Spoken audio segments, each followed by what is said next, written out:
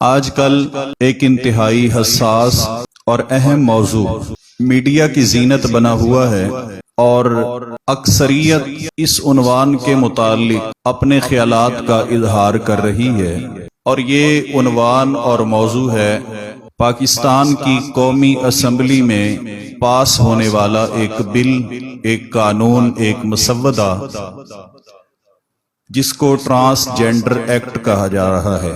دراصل یہ قانون ابھی پاس نہیں ہوا، بلکہ 2018 کے اواخر میں جب مسلم لیگ نون کی حکومت تھی اور وزیر اعظم شاہد خاقان عباسی تھے، اسپیکر ایاز صادق تھے، اس وقت ہماری قومی اسمبلی میں یہ قانون پیش ہوا اور پاس ہوا۔ اس قانون کے حوالے سے آج کچھ معروضات آپ کے سامنے رکھوں گا، جس سے ہمیں معلوم ہوگا کہ وہ قوتیں جو اسلام کا حلیہ، اصلیت اور بنیادی اور فطرتی تعلیمات ان کو مسخ کرنا چاہتی ہیں، وہ کس انداز سے ہمارے ملک میں اپنا کھیل کھیل رہی ہیں۔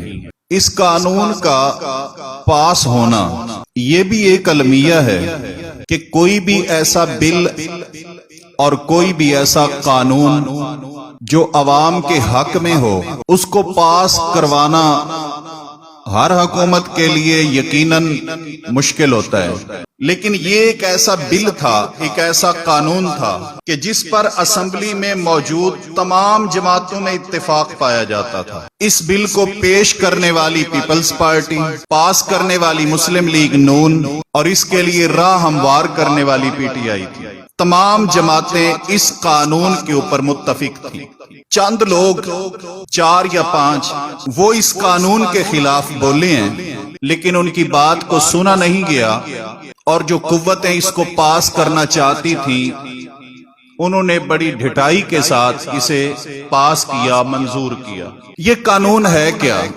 دراصل ہم نے جو لوگ اسمبلی میں بھیجے ہوئے ہیں وہ ہم بہتر جانتے ہیں کہ ان کی دینی اور دنیاوی تعلیم، اس کا کیا معیار ہوتا ہے۔ دینی تعلیم سے تو وہ کورے ہوتے ہیں، اور 4 سال حکومت میں بیٹھنے کے بعد 5ویں سال دنیاوی ڈگری بھی جیلی ہو جاتی ہے۔ اس طرح کے لوگ جب آگے بھیجیں گے تو پھر اس طرح کے قانون آئیں گے، اور ان میں سے اکثریت کو علم ہی نہیں تھا کہ یہ قانون ہے کیا اور ہم سے کیا پاس کروایا جا رہا ہے۔ اس قانون کے اندر جو موضوع دیا گیا، جو عنوان دیا گیا، وہ تھا ٹرانسجینڈر ایکٹ، یعنی یہ بتایا گیا کہ آپ کے ملک میں جو خواجہ سرا ہیں، جن کو خواجہ سرا، مخنث یا ہیجڑا کہا جاتا ہے، وہ لوگ آپ کے ملک میں زیادتی کا شکار ہیں۔ ان کے حقوق نہیں ہیں، وہ شناختی کارڈ نہیں بنوا سکتے، وہ سفر نہیں کر سکتے۔ ان لوگوں کے لیے آپ کے آئین اور قانون میں کوئی بنیادی سہولتیں موجود نہیں ہیں، لہذا ہمیں ضرورت ہے کہ ہم لوگ ان کے لیے کوئی قانون بنائیں۔ یہ ایک نعرہ لگایا گیا اور رائے عامہ ہموار کی گئی، اور یہ ایک موضوع لوگوں کے سامنے رکھا گیا جس کو سننے والا یقیناً یہ کہتا ہے کہ واقعی بھئی ظلم تو ہوتا ہے ان کے ساتھ، لہذا ان کے تحفظ کے لیے کوئی آئین ہونا چاہیے۔ اب وہ بھی سنیے، جو لوگ یہ کہتے ہیں کہ ان پہ ظلم ہوتا ہے، کیا ظلم ہوتا ہے ان سے سنیے۔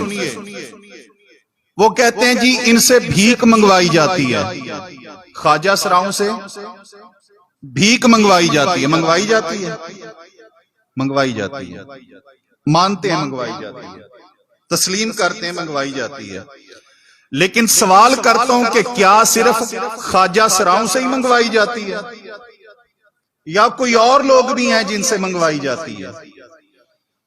اوروں سے بھی منگوائی جاتی ہے، ان سے بھی منگوائی جاتی ہے۔ اگر ان کے لیے قانون بنایا ہے تو ان کے لیے کیوں ضرورت نہیں ہے؟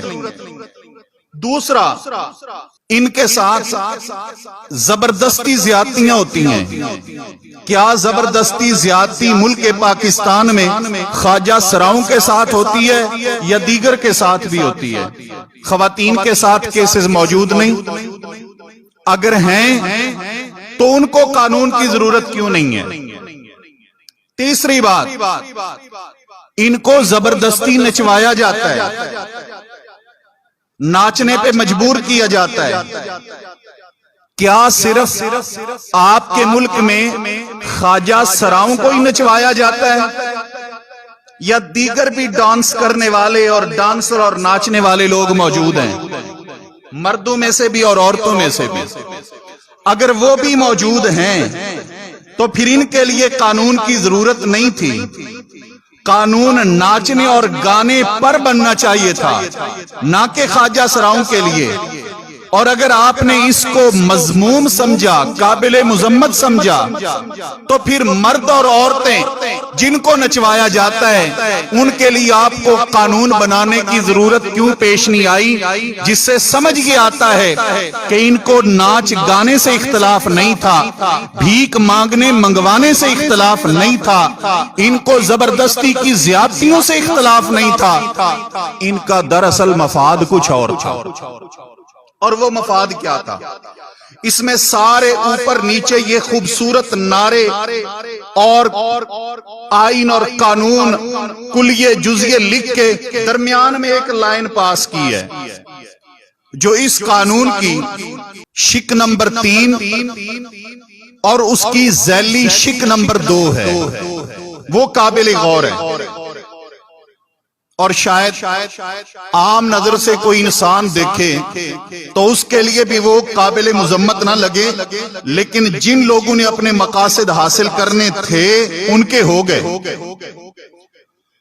اس قانون کی شق نمبر 3 اس کی ذیلی شق نمبر 2 کہتی ہے، ٹرانسجینڈر ایکٹ جو 2018 میں آپ کی قومی اسمبلی میں پاس ہوا اور منظور ہوا، وہ یہ کہتا ہے، جس پر آج کل بحث جاری ہے اور مذہبی جماعتیں تشویش کا اظہار کر رہی ہیں، اس کی علماء مذمت کر رہے ہیں، وہ یہ کہتی ہے کہ کسی بھی شخص کی جنس کا تعین اس کی مرضی کے مطابق ہوگا۔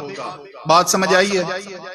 اس کی مرضی کے مطابق، کہ کوئی شخص نادرا میں جائے اور وہ کہے کہ میں یہ محسوس کرتا ہوں، پہلے میرا جو آئی ڈی کارڈ بنا ہوا ہے، شناختی کارڈ بنا ہوا ہے، اس میں مرد ہے، میں یہ محسوس کرتا ہوں کہ میرے اندر کوئی جو احساسات ہیں وہ عورتوں والے ہیں، تو مجھے عورت لکھا جائے تو یہ عورت لکھ دیا جائے گا۔